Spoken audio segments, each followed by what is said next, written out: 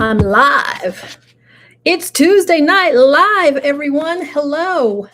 Welcome, welcome, welcome. I am so excited to get started on Tuesday Night Live. Let me make sure I'm loud enough. I am. Hello, everyone. Hi. Welcome in. Welcome, welcome, welcome. All right. I'm going to ask the same thing that I ask every Tuesday Night Live. Type in the chat where you are watching from. Give me that thumbs up. This helps us in the algorithm extremely, just helps to push us out. Let us know where you are watching from. And thumbs up. How's everybody doing this evening, this Tuesday night? I am doing fantabulous. It's a wonderful day. It's a wonderful night. I still have something to do afterwards. I have a funny story to tell. I have to go and pick up a car and bring it to my house. It's a funny story. I'll do that later because first I have some incredible, spicy, interesting cruise news to share with you. I also have information about our Texas Icon Voy cruise, and I have a very fun game. And this time I'm putting my mouth where my money is. No, my money where my mouth is. The winner of the game tonight, you're going to get something, okay? Because you guys play along with me all the time. And all I do is say, congratulations, it was fun. Not this time. I got some prizes. So welcome in. Okay, I see you there. Hello, Tiffany. Hello, Wiz of Corn. Hello, Elaine. I see you. Thank you so much for watching and spending an hour with me tonight. All right, we're going to jump into the cruise news because all this stuff that I've got to share with you, we got to have enough time to talk about it. And there is a lot as usual. All right, let me see. Where do I want to get started? And hello, everybody. Welcome, welcome, welcome. So tonight we're going to dive into a story that has the entire cruise community outraged. You might already know what I'm talking about. And it's not about higher prices either. Imagine this. Imagine that you're on your last sea day of your favorite cruise. You're sailing past Cuba or Oahu or wherever you're going. Sorry about that, Oahu. When suddenly the dreaded code Oscar rings out over on the overcom. And we've done games before, and I've got a video out there to let you know what that means if you hear Oscar. The ship then makes this violent turn. The pools are cleared out, and the Coast Guard is scrambled, all because of a prank. Yeah, tonight we're going to break that down. The Oasis of the Seas man overboard hoax. Have you heard of it? This illegal nightmare that these teens created, and why this joke could cost their parents $250,000. So I don't know if it's going to be haha funny. And then I'm going to ask about a parenting style because I need to know. All right, let me just jump into it. Here's what happened. This incident took place on Friday, March 20th, just a few days ago, 2026, on the Oasis of the Seas. It was on its final sea day, returning to Fort Lauderdale from a 6-night Western Caribbean sailing, right? So a group of teenagers, reportedly, told a girl's grandmother that she had fallen over the side of the ship. Yeah, that's what they thought would be funny, I guess. Grandma didn't hesitate. She alerted the crew immediately. And at approximately 1 p.m., the captain called the Oscar over the PA. So, you can't just stop a 226,000-ton Oasis-class ship. Passengers reported feeling the ship abruptly bank as it initiated what's called a Williamson turn to return to the GPS coordinates of the report. So at that point, people say the fun was just sucked out of the room, as you can imagine. Shows were canceled. The Windjammer staff stopped service, and passengers were actually using their phone zooms to help the crew scan the water for a body. For 90 whole minutes, the ship was in full emergency mode. The U.S. Coast Guard was officially notified, and they began coordinating to do this rescue. Now at about 1:45 p.m., the captain, who passengers described as sounding out of breath, announced that the girl had been found safe on board. It was a joke. Okay. The relief that, of course, immediately swept over everybody then turned to pure outrage. People on Reddit and Facebook were calling for the families to be put off the port, put off at the next port, although they were on their way home. The next port was going to be home. Now, under 14 US Code 215, communicating a false distress message to the Coast Guard is a federal felony, y'all. This is not a joke. This is put you in jail and stay there kind of offense. Now, civil penalties up to $250,000 is also something that can be assessed. And restitution, the family can be billed for the entire cost of the search. We're talking about fuel, crew overtime, Coast Guard flight hours, all of it. And last but certainly not least, they can be banned. Royal Caribbean's guest conduct policy is crystal clear. Parents are responsible for their minors. This is a lifetime ban, not a ban for the next few, a lifetime ban, level offense for the entire party, the kids, the grandma, everybody. Okay. So guys, we're talking about, or I talk to you, the name of my channel is Right Recipe for Travel, right? So I throw it in there. We're talking about the right recipe to get your travel going. Well, this is the exact opposite. This isn't just like kids being kids. No, this is a waste of life-saving resources. And if a real emergency happened while the Coast Guard was like diverted to this prank, people could have actually died. Okay, I want to know, what do you think? Hello, Sandra, I see you there. What do you think? Should the parents be held liable for the full $250K? I'd love to know your thoughts on this one. Drop it in the chat. Let's see. Woods of Corn said, so what was the consequences for those kids? This is a developing story, just happened Friday. We'll see. I'm definitely going to be checking on what the penalty was. This is outrageous. So I was thinking about this story as I curated it, right? I was thinking, because there's all different types of parenting all over the spectrum, super tough as nails, hard, it's terrible, to, oh, honey, whatever. And whatever you do, I guess works for you. But where do you stand on this as parents? Is it the parents' fault? Should they, kids, what are your thoughts? And once it was found out that they actually did this, it wasn't like somebody was making it up.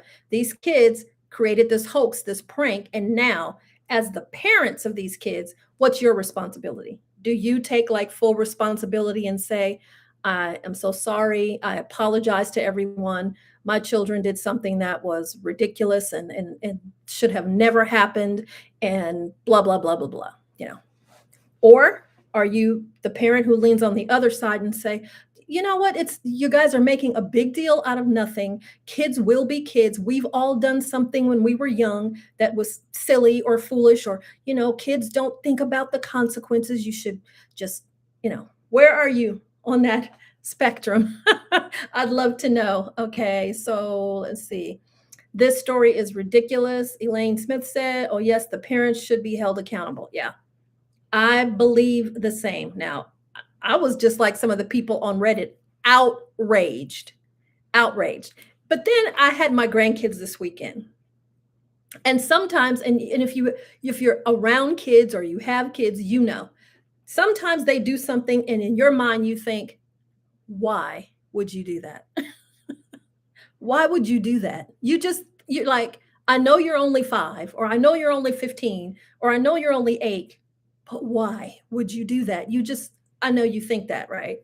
Kids, they don't have the capacity to like think about the consequences, and they're just not there yet. But oh my gosh. And what kind of talk do you have with your kids before you get on a cruise? Or do you even have a talk with your kids?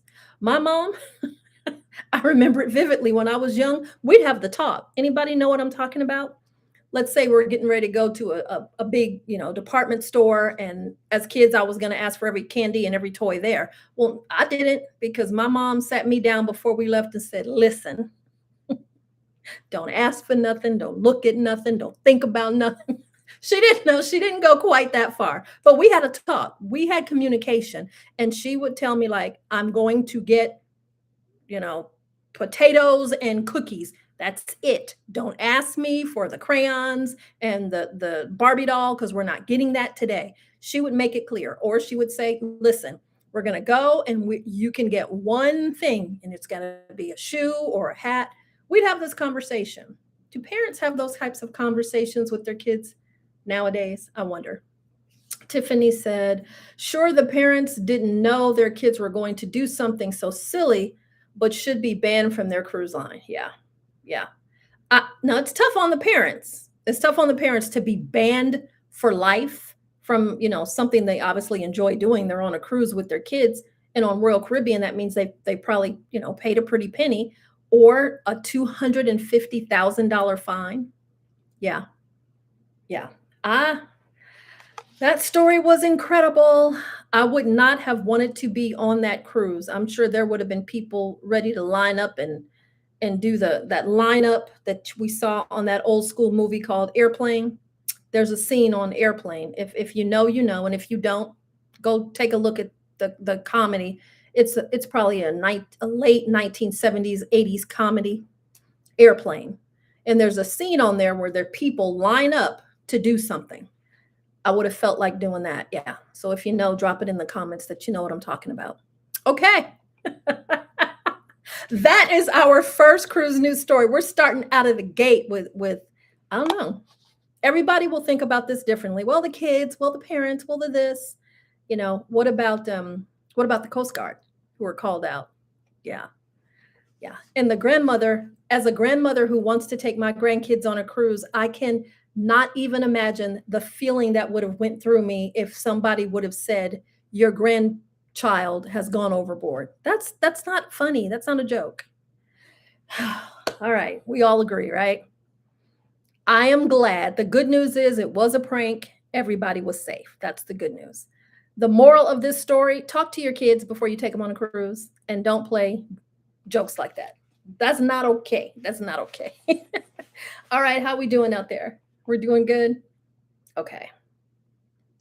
Let's talk about something positive in the cruise news space. That's not a crazy, wild prank. We're going to talk about a positive story. I love sharing these because there is positive stories in cruise news. All right. Let's talk about a victory for cruisers. Yay, we did it. So we've been following the drama at Great Stirrup Cay. I've talked about it and I've put out videos. This is Norwegian Cruise Line's private island. We've been talking about them for months.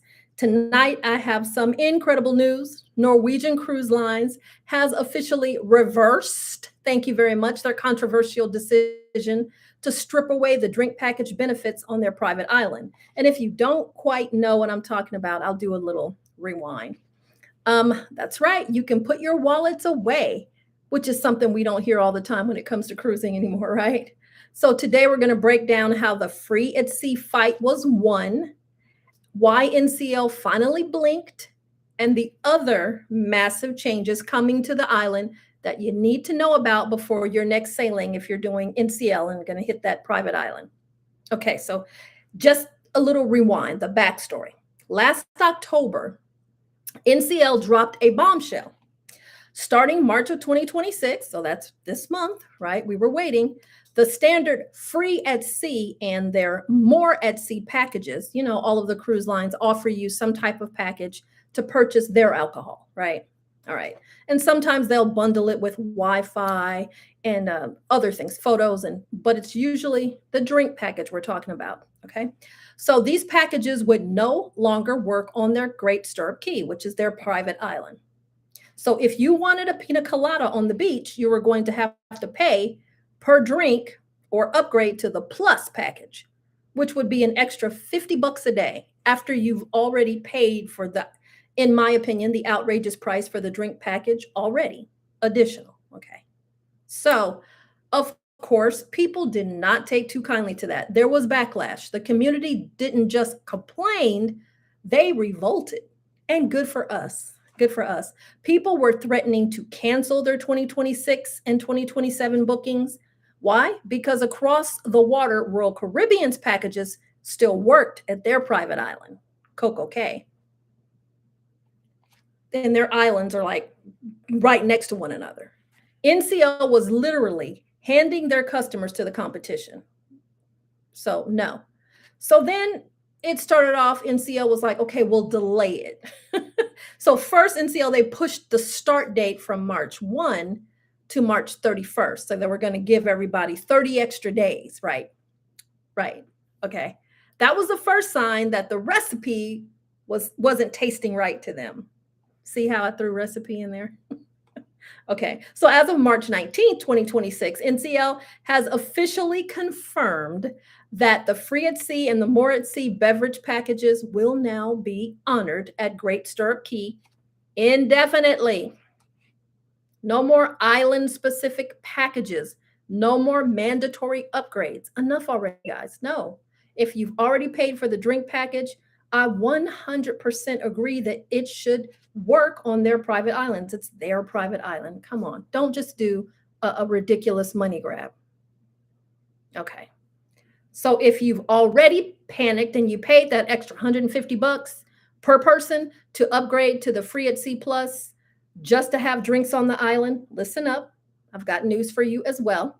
You can now downgrade and get your money back as long as you do it at least 3 days before your cruise.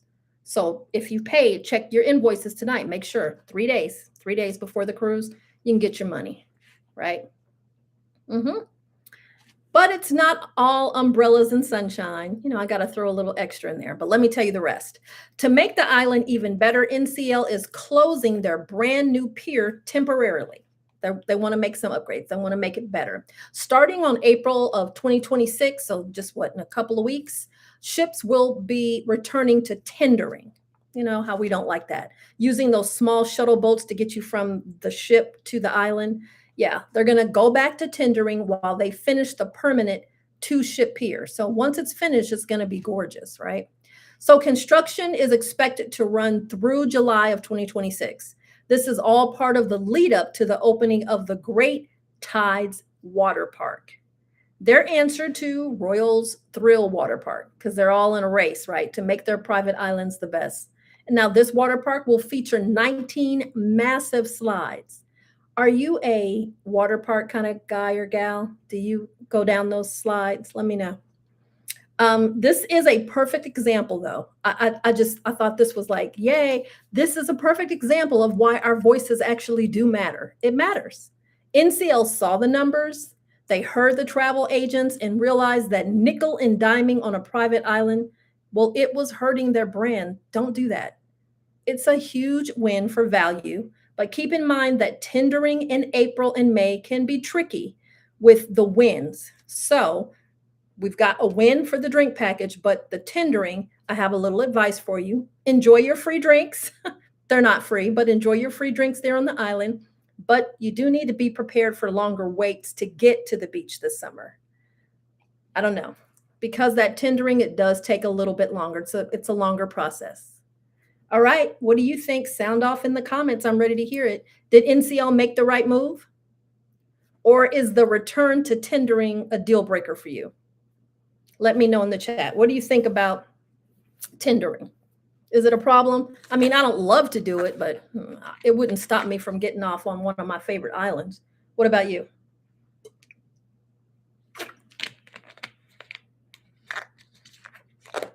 Let's see. That's ridiculous for that drink package. Oh, no and no. Yeah.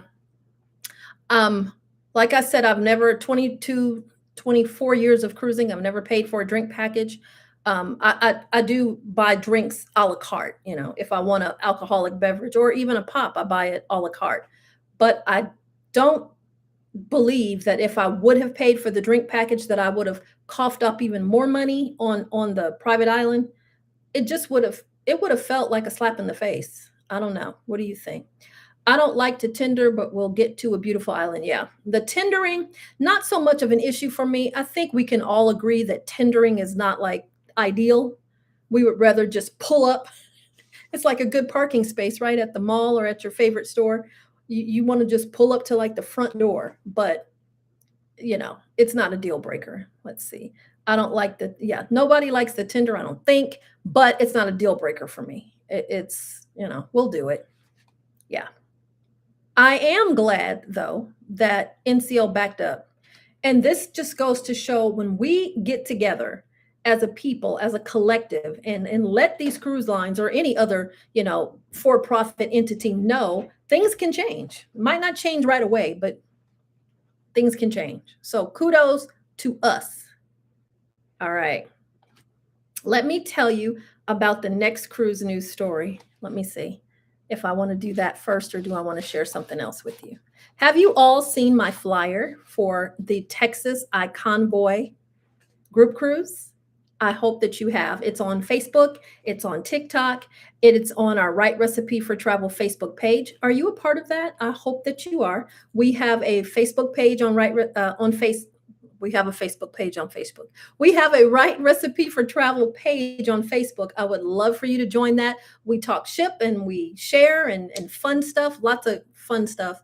And also, a lot of times I put things out there first. Well, as you know, or I hope you know, or if you don't know, I'm excited to share with you again our group cruise. Yay!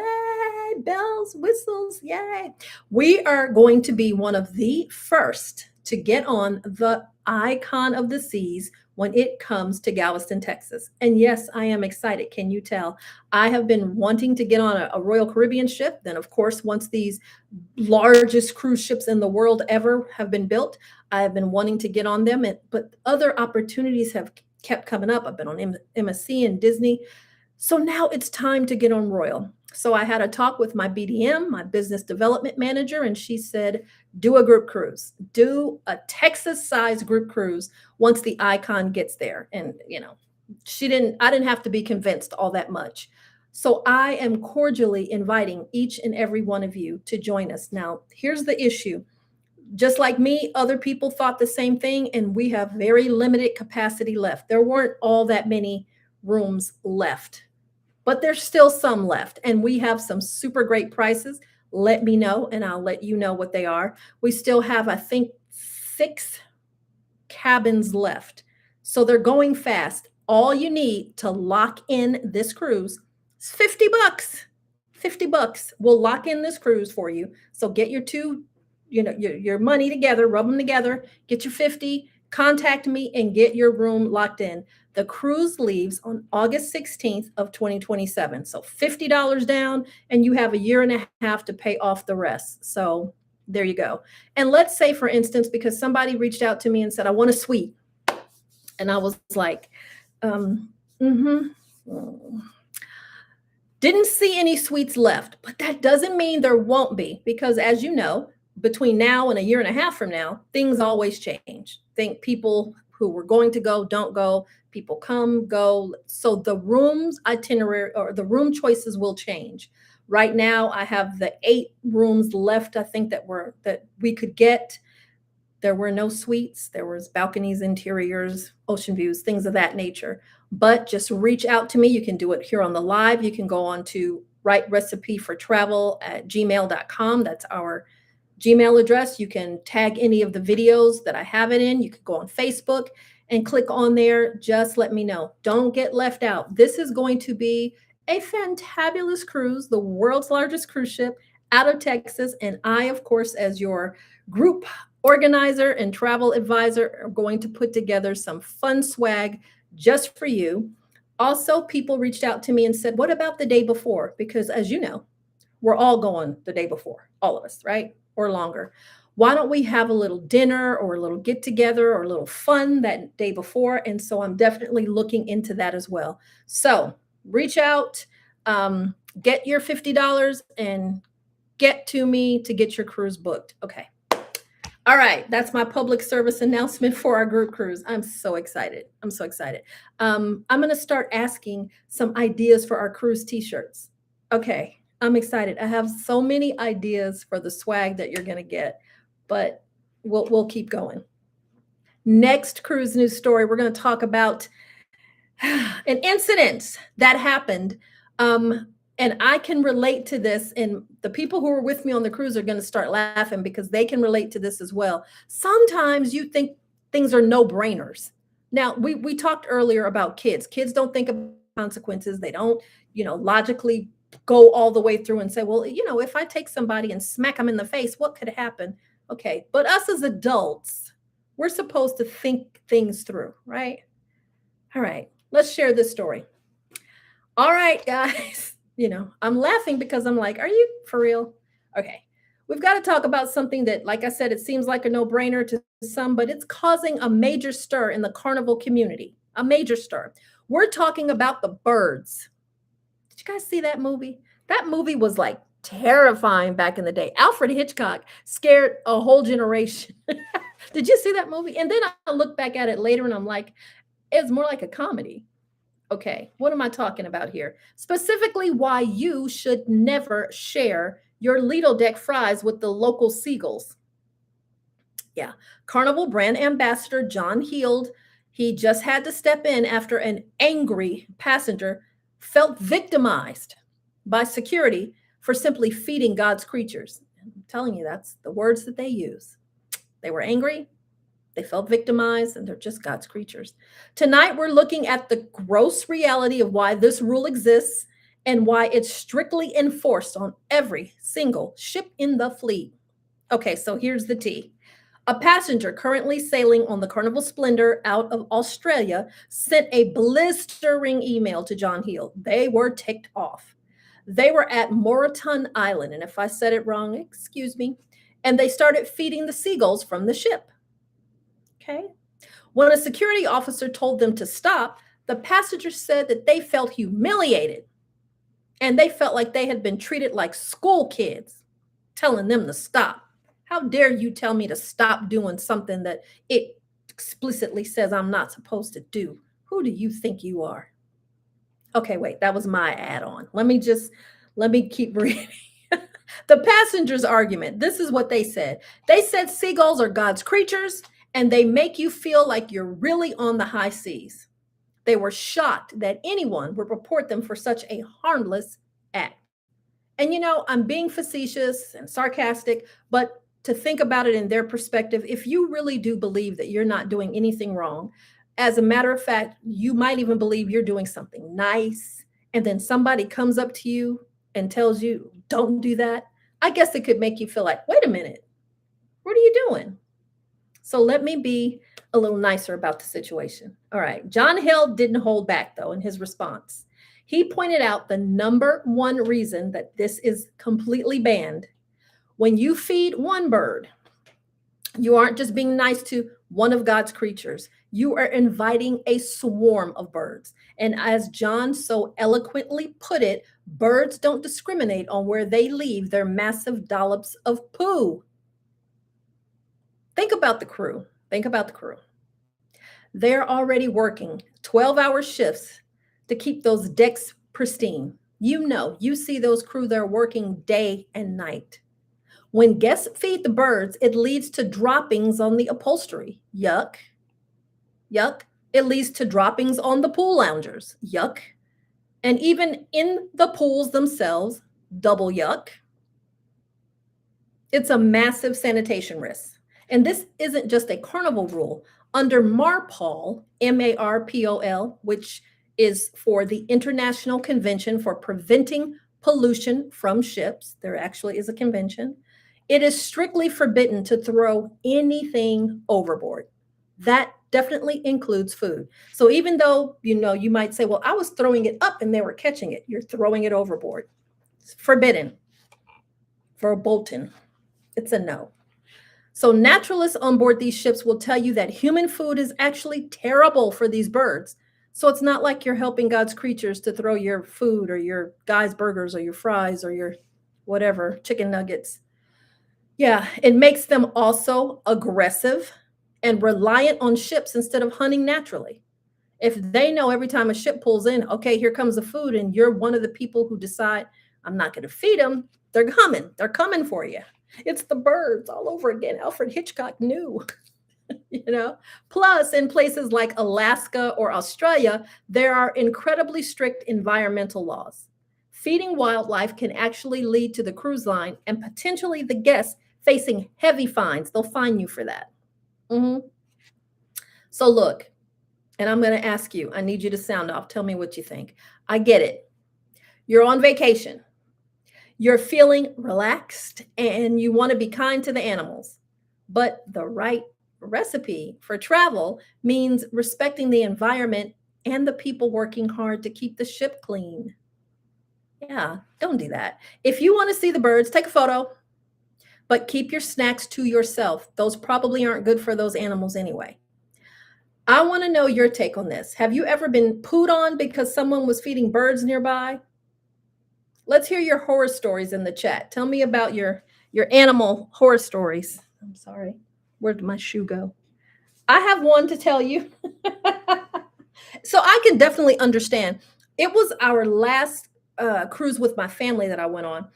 We came back from wherever we were on the ship, and the people had come in and cleaned our room, and we had a balcony, and they had closed the curtains on the balcony.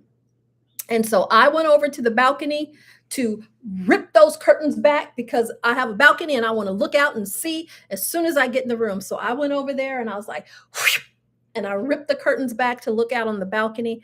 And it startled me so bad. There was this huge bird. I don't know what it was. It was a crane. I don't know if it was like a pterodactyl. I don't know what it was, but the bird was gigantic, in my opinion. And also, in my opinion, there should not have been anything moving on my balcony. We were not sitting at a port. We were trudging along in the ocean, moving. And so I pulled back my curtain. I'm sorry. My shoe. I have on house shoes. Okay. Forgive me. Forgive me. I have on house shoes. And I was moving my feet around, and all of a sudden I couldn't find my house shoe. And so I had one house shoe on, one house shoe off. Okay. So I pulled back the curtain, and this gigantic bird like flips up its wings, and I think I screamed. I don't even know, but I know what one thing that I did. I lunged back. I was startled and fell. And the only reason that I didn't fall to the ground was because my feet were like trapped with by the bed over there. But it startled me so bad because I just did not expect this huge gigantic bird to be on the balcony as we were trudging along. That's never happened to me before. If it's happened to you, I understand, but I just wasn't expecting anything to be moving out there. So, my family laughed at me and like, "What is your problem?" And then they're like, "Oh, there's a bird out there." And he didn't leave for a long time. We were like, "Go, shoo, bye, hi, bye, go away." He stayed there for a long time. And I'm just letting you know, I wouldn't have went on the balcony out there with him. He did not look like a friendly bird. He looked like um, a monster. He was huge. I don't know. I didn't know what he wanted out there, but I know he didn't want me. So I didn't go out and talk with him. But any bird stories? Let me see. The pterodactyl, you know what? That's what that bird looked like to me. It was huge. I'm used to these little birds that go on my balcony around here. He was not a little bird. He was a big guy. And in my opinion, I didn't think he was supposed to be on my balcony. Okay. You let me know if you have stories. I was thoroughly shocked to see him. So don't feed the birds. That's the bottom line. Okay. I have a game that I want to play with you. I want to see if this works. Now, hold on. Let me see if this can work. You know what I'm talking about when I say emojis, right? You know what I'm talking about. Okay. Let me see. This was so funny about this bird. This was so fun. One of my family members who saw the whole thing, it was funny. I'm not. It was funny. Okay. There is a game that I want to play with you. Just to break up a little bit of the cruise news. Emojis. The faces that. Okay, so I looked it up and went on to, AI and said, all right, I want to play a game, a great cruise gaming, something that would be fun for a cruise community. And they're like, how about emojis? So I have some emojis that I'm about to put here in the chat. And you are supposed to guess what I'm talking about. You know the game, right? Okay, let me do this. Here's my first emoji. Take a look in the chat. And let me see, I'll give you a hint because this is the first one out. This is a place that a cruise ship would stop at. Take a look. Another one of my family members said hilarious. It was. It happened to me, but I'm completely 100% agreeing. It was funny. Take a look in the chat. Do you see my emojis? This is a place that cruise ships stop at. And if you haven't already, give me that thumbs up. I appreciate it very much. Thank you. Thank you. Thank you. All right. This is a place where cruise ships go. Can any of you tell me what this place is by these emojis? I'm going to see. It took me a minute to figure this out. And of course, I had the answers. What is it? Can anybody tell? Can anybody tell? I'll give you the first one. Okay. So maybe this will be a better help. It's one of the cruise line's private islands. What do you think? One of the cruise line's private islands. Can anybody guess? Okay, okay. It is Perfect Day at Coco Cay. Anybody get it? Perfect Day at Coco Cay. Tiffany, she tried. Perfect Day at Coco Cay. All right, let's try this one. Take a look in the chat. I've thrown some emojis in there. What is it? This one is, let's see. This is going to be too easy if I tell you. You probably can get this one. It kind of is a giveaway. What do you think this one is? Remember, this has to do with cruising. This one is a cruise line. Yeah. I bet you'll get that one. This one's a cruise line. What do you think? You see the emojis in the chat there? I thought this was fun.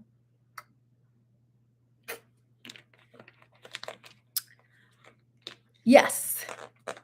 I'm seeing some correct answers. Yes. I'm seeing correct answers in the chat. That one was the easier one. The Crown kind of gave it away. Yeah. Royal Caribbean or Caribbean, based on however you say it. Good job. Okay. All right. I'll stop the torture right there. We have plenty more to go. Plenty more to go. And great job. Great job. Great job. Let's talk about this next cruise news story here. Okay. We have to talk about what we're calling the Friday night fright that hit thousands of cruisers this past weekend. And I've been through it, so I understand. Royal Caribbean just issued a mass cancellation notice for Freedom of the Seas. Has anybody ever been getting ready to go on a cruise and they got the dreaded cancellation email notice? Yeah, we have.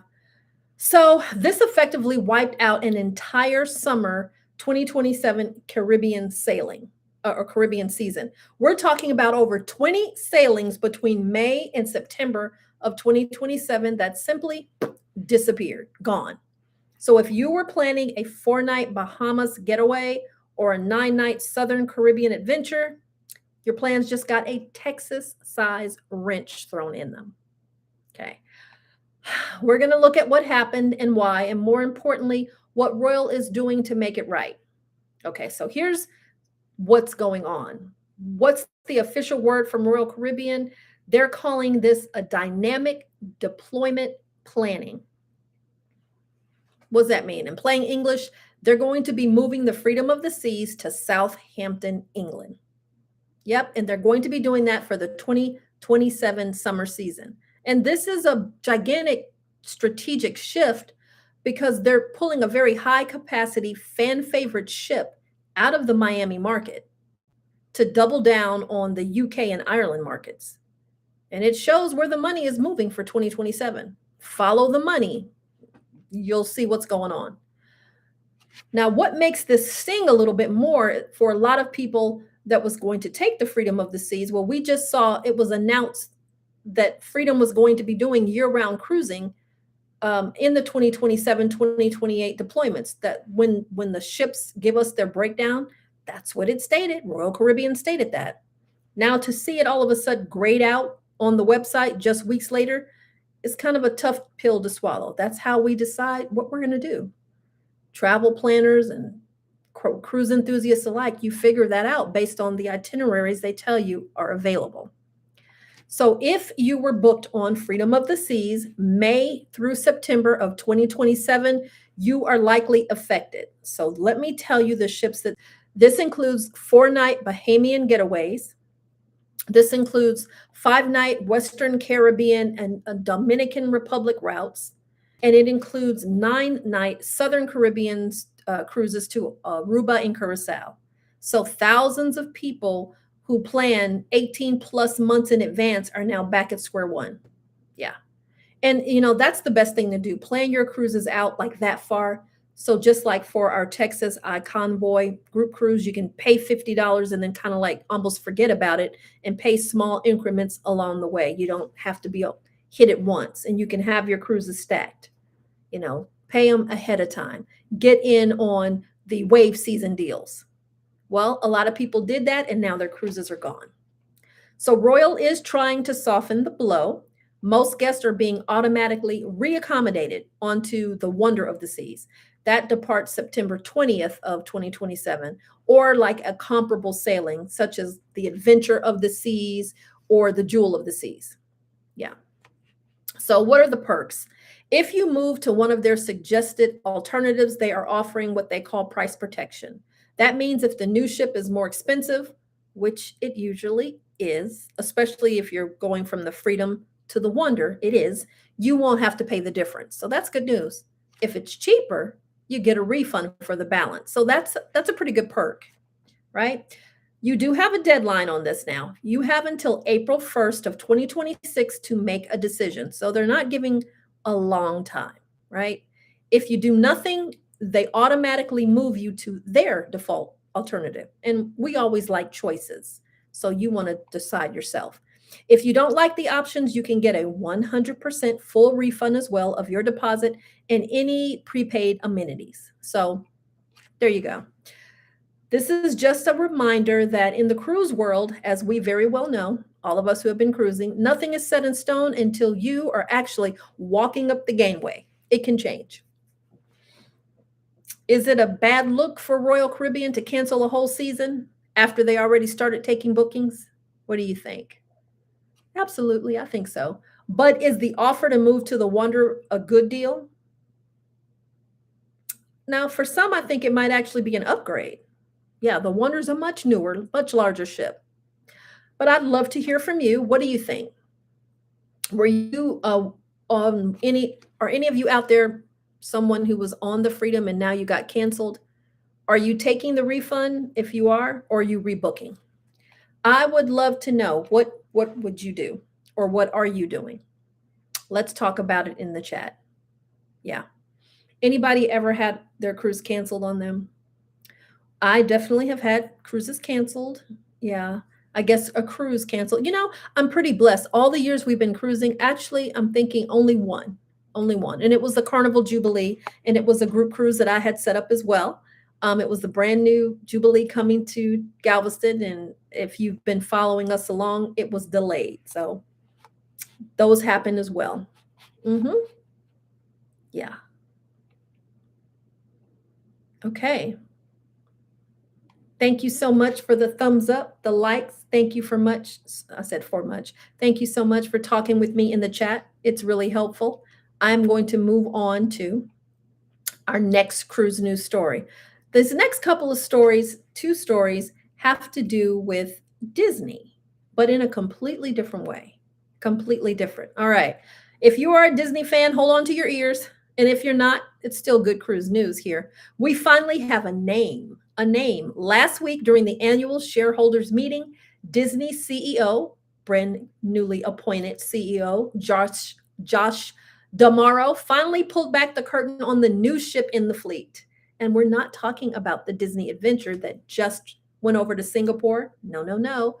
We're talking about the newest ship. Get ready to welcome the Disney Believe. This is the fourth ship in the record-breaking Wish class, and it's officially set to debut in late 2027. If the Wish was about enchantment and the Treasure was about adventure, the Believe is taking us somewhere much more personal. Okay, so every Disney ship, it has a motif, right? The Believe is themed around promise and possibilities. So that's really inspiring, right? Disney says this ship is a tribute to the dreamers and doers who dare to pursue their own happily ever after. And you know what? I think that's all of us. Don't we all dare to pursue our own happily ever after, whatever that is? But I think that's kind of cute. Now, the atmosphere. Expect the design to be kind of airy, optimistic, focused on the glass half full moments. It's about the journey of characters who had to believe in themselves before their magic could happen. If you've ever seen a Disney movie, let me tell you about the lineup on board this brand new ship. We've already been getting hints about which stories will anchor the ship. Disney confirmed we're going to see heavy influences from Encanto. Think about the promise of the Madrigal family. Could we see a casita themed dining experience? If you've seen that movie, the house, the casita that they live in is a pivotal character. It's going to have heavy influences from the movie Frozen, one of their top sellers, the possibilities of Elsa's powers, how she came into her powers. It's going to have heavy influences from Snow White, the iconic wishing well. Remember that? A perfect fit for the ship's theme. And also from Moana and The Little Mermaid. Expect some incredible, like aquatic storytelling in the pools and the spa areas. So that's going to be fun. And of course, it wouldn't be a modern Disney Cruise Line ship without Pixar and Marvel and Star Wars. They're going to be there as well. That's going to be integrated into like the kids area, the adult lounges. They kind of weave it through. Have you ever been on a Disney ship? Yeah. Okay. So by the time Believe launches, and this is expected to launch in late 2027, the Disney fleet will be massive. Let's recap the Wish class. So here we go. So the Disney Wish came out in 2022, and it was like enchantment was the motif. Then the Disney Treasure came out in 2024, and their motif was adventure. And then the Disney Destiny came out just a little while ago, November of 2025, and that is heroes and villains. And now the Disney Believe will be coming out in late 2027, promise and possibilities. So it's cool. So remember, Disney has a goal of 13 ships by 2031. The Believe is going to be like a major stepping stone toward that goal, coming right before those new ships in Japan and completely new class of ships that they say will be arriving in 2029. And I have more about that. So here's my take. Disney is really leaning hard into the inspiring side of their brand with this ship name, right? Believe. I think we're going to see some very unique entertainment on here. It makes me think of acrobatics, aerialists, that kind of thing, but that hasn't been confirmed. Focused a lot on storytelling as well. Now it's scheduled, like I said, for late 2027, which is right after our big Texas Icon Voy. I keep weaving it in there, right? Right. What do you think of the name, the Disney Believe? Is that better than the Disney Destiny? What do you think? Tell me in the chat. I'd love to know your thoughts on that. Tiffany said that will be cute on Disney. Yeah, Disney ships, the whole point is to evoke emotion. It is a story that, just think about a story that you read or heard when you were a child. And then maybe you told it to your child or your cousin or your niece or whatever. And then you see that story come to life in front of you. You're like, oh, wow. That's a Disney ship. Yeah. Storytelling. So sticking with Disney, I have another cruise news story. Disney's making some power moves here. This one's a big deal. Let me tell you about this. We all know Disney Cruise Lines is expanding faster. We already talked about how many ships they want, 13 by 2031. But here is the biggest news of the week coming out of Disney Cruise Lines, and that just dropped from Tokyo. All right. The Oriental Land Company. Now, who are they?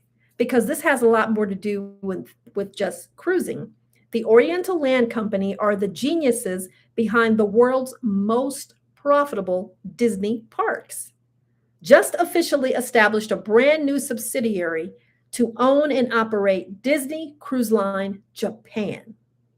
Okay, we're talking about a multi-billion, with a B, dollar partnership that is going to change the way we look at Disney at sea. If you thought the service at Disney was good now, just wait until the Japanese team takes helm. Okay, let me clear up a misconception about what's going on here. Disney does not own the parks in Tokyo, Tokyo Disneyland or Tokyo Disney Sea. Did you know that? First of all, did you know that there were Disney parks in Tokyo. I hope you did. They don't own them. Disney does not own them. They are owned and operated 100% by the Oriental Land Company. Disney just collects a massive licensing fee and provides like the Imagineering magic, right? Great collaboration, right? So, why does this matter? Ask any Disney adult. Tokyo Disney is widely considered the gold standard for theme parks globally. They say, I have never been to Japan, nor have I ever been to Tokyo Disney, but everyone go on YouTube, watch some videos, go on TikTok, and watch. Everyone says those are the best Disney parks. Okay, what does that say? Why? They just say it's next level. They say the maintenance is flawless, the food is next level, and the cast member service is legendary, right? Now, the Oriental Land Company is bringing that exact same perfectionist energy to the cruise industry. The Oriental Land Company isn't just buying an old ship, they are building a brand new Wish class sister ship. It will be approximately, let's see, 140,000 gross tons, powered by liquefied natural gas, and built at the famous Meyer Werft shipyard in Germany. So we're talking about 1,250 staterooms, roughly, excuse me, 4,000 passengers. But here's the thing, here's the twist. While it's based on the Disney Wish design, the Oriental Land Company, they're going to customize the interior specifically for the Japanese market, which I think is incredibly smart. Think different dining concepts, Japanese market. So think different, adjusted entertainment, and potentially even more tech-heavy cabins, right? Crucial details that this ship will have. It's going to be registered in Japan. This allows it to sail domestic routes around the Japanese islands year-round, departing mainly from Tokyo. Yeah. So just this morning, today, March 24th, the Oriental Land Company's board of directors officially approved the creation of the Oriental Land Company Limited. This subsidiary will launch on April 3rd, so like a week and a half away, specifically to manage the cruise business. That's what it's for. Construction will start in late 2026 with a goal to have the first Disney Cruise Line Japan ship sailing by fiscal year of 2028. So that actually means early 2029. The cost, they are earmarking roughly 330 billion yen. So what does that mean for dollars? $2 billion. Yeah. Don't ever believe that there's not money. There's plenty of money out there. And yes, some people have a whole bunch of it, right? So this is how much they're earmarking to get this project off the ground. They're not playing. I guess my mind is still working on the billions. So I would like to know, what are your thoughts here? Is this the start of a trend? I mean, the parks, this collaboration has been super highly successful for the parks, and guest satisfaction for the parks is so high. Could we see Disney partnering with other local giants to bring ships to South America or Australia? What do you think? One thing is for sure, the OLC, Oriental Land Company, has the Midas touch. They know what they're doing. Everything they do with Disney turns to gold. It's worked so well. I'm already checking my 2029 calendar. Who's coming to Japan? Oh my. What do you think? Would you do a Japan trip? And if you did, would you go to a Disney park or jump on a Disney cruise? Yeah. I was talking to someone not too long ago, and I was talking about going to Guam. And they said, well, I knew I wasn't going to Guam. And I thought, well, why not? Now, if there's something going on medically or you just don't have the funds, I'm not digging into your business like that, but all things being equal, if you could and just would not. I like to travel. Anybody thought that maybe why I started a travel channel? I like to travel. And going to a place that's out of my comfort zone, that's completely different, that I'm not even really 100% sure how it would be, it's off balance. It does. It throws you off balance. But the next thing that I feel is excitement. I'm like, oh my God, a new language, a new food, a new culture, sites that I don't usually see. I think that would be so wonderful. So wonderful. So I would definitely go to Japan. Tiffany Franklin says she would go to Japan too. And while I'm there, why not go to the Disney parks and get on the Disney cruise ships? I mean, come on, right? Hmm. I think it's exciting. Would you get on that ship? Right. Okay. We only have a few minutes left, but that's all we need to do this game. I have this really cool, fun game here. It's called the Master Builder. Master Builder. Let's see. Is the novelty of a foreign land something new to you? Not novelty of a foreign land something new to you? Novelty of a foreign land something new? No, I've been going to foreign land since I was 12, and I'm way past 12 now. No. And you know, with the power of your imagination, you can travel anywhere you want to go. There is now AI. You can watch videos. You know, if you've never been to Ireland and you want to go to Ireland, well, you can be in Ireland tonight on a video. You know, it's that kind of thing. But the actual experience, to smell the food that's being cooked there, to hear the music that's being played there, to shake hands with one of the locals who then invites you in to have, you know, food there. That's the kind of thing that's the genuine, authentic having to be there, right? Yeah. All right, this game, because I got to get it in before we leave. Master Builder, listen, I need your help. Don't tune out. Don't tune out. I want us together to create the ultimate perfect cruise, and I need your help. I need to know what that looks like for you. Listen, here's how it goes. We're going to talk about building the perfect cruise. You, all of you watching, are the CEO of a cruise line. I am so sorry. I don't know why I'm having this throat thing going on here. You are the CEO of a cruise company, and I have just given you $30 billion. Keep the change. And I said, let's build the perfect cruise. So money's not an object. Time, you've got all the things. But you are asking for feedback from your people on what they want. So here's what I'm going to ask you. Starting with number one, you got to drop it in the chat. The vessel size and the soul of it. Do you want to go big or are we going small? Here are the options. We're going to do a Titan.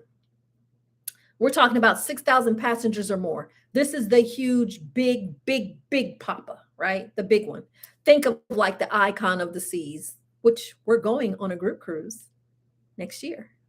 The big Papas. Think of slides, shows, 40 bars. Or are we going to build a mid-size Marvel? Think about like 2,500 passengers to 4,500 passengers. Okay. Or are we going to build a boutique cruise under 1,000 people? Very high end service, no lines. You can go to those hidden ports that the big boys can't go to. So drop it in the chat first. Are we doing a Titan, a mid-size Marvel, or boutique? Let's see. Blah, blah, blah. Yes, I see mid-size. I see some more about the Asian cruise market. Okay. So remember, you're the CEO. You're building this perfect cruise. Okay. Titan, mid-size, or boutique? I see Titan. Okay. Got you. Okay. Hold on to that 30 billion. Hold on to that 30 billion. We're still going. Let's see. Okay. Next. The itinerary. So we're going to decide on the size. I have some for mid-size. I have some for Titan. It's like going 50-50. So we're still working on the size. But here's the next thing. You cruise CEO, you with $30 billion. What will be the itinerary? We're going to go to 4 ports. What would be the itinerary? Are we headed over to like the tropical classics? Cozumel, Roatan, Costa Maya, Perfect Day at Coco Cay? Are we doing that kind of route? Are we going to do some exotic stuff like Santorini, Greece, or Dubrovnik, Croatia, Venice, Italy, Montenegro? Are we going to do like some bucket list travel? Hawaii, Alaska? Where are we going? Give me the routes. Tropical classics, an exotic place, bucket list. Which one? Where do you think? Where would, if you could design your cruise ship and it could be the exact way that you wanted it to be, where would it go? Let's see. I have It looks like mid-size is kind of ruling out here. Bucket list. Okay, so we're talking about places like Hawaii or places like uh, Alaska or places like Madagascar or the Galapagos or something like that. Hawaii. So once again, bucket list. Looks like bucket list is winning. So we have, looks like a mid-size baby. You don't want the big boy. That's doing some bucket list cruising. Okay, we're not finished. We're not finished. Now, the price tag. Remember, this is your ship. So we've got this beautiful mid-sized Marvel going to bucket list destinations. Every perfect cruise needs a perfect price point. So based on today's market, not yesterday's, what's a fair price for a 7-night cruise? What would you have charged the folks to get on your cruise? So like for an inside cabin, would you start it off at $699 per person or $899? We're talking about like budget friendly. Or like for a balcony, would it be starting price like $1,200 to $1,500? Classic, I'm talking about per person.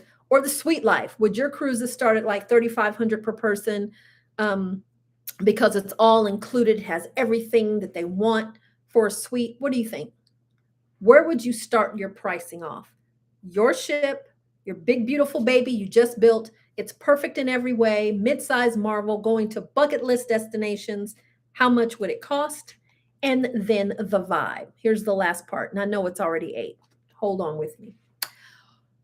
What type of entertainment would be on? $650 for inside, $750 and up for balcony. I'm going on Tiffany's cruise. I'm hot diggity dog going on hers. Yes, yes, yes. Okay. The vibe, the entertainment. When the sun goes down, what are we doing on board? So are we having some like Broadway shows, full scale musicals, high dive shows? Are we going to have like lots of clubs, like a silent disco or an 80s night, poolside deck parties? Or are we going to have like low key luxury, like jazz lounges, somebody playing the saxophone, or comedy clubs, or outdoor movies under the stars? What would you add in there for your people to do on your brand new beautiful baby? Let's see. Broadway shows. Okay, got you. Yep, I like it. I like it. So I love it. I want you to think about this beautiful, perfect ship that you have just created. And when you see this very ship come up, you're going to book it. You're going to contact me, your great, perfect travel agent. Nobody's perfect, right? But who will work perfectly to get you your bucket list cruise. Because there are some cruises out there like that. At that price point, though, I'm thinking MSC or Carnival, but there are some wonderful deals still to be had, still out there, right? Okay, we did it. You have spent an hour with me, and I am so grateful that you did. Thanks so much for joining me tonight. Thank you so much for talking and carrying on with me in the chat. I hope you have a wonderful rest of your Tuesday, and I hope you have a wonderful week. I will see you back here on next Tuesday.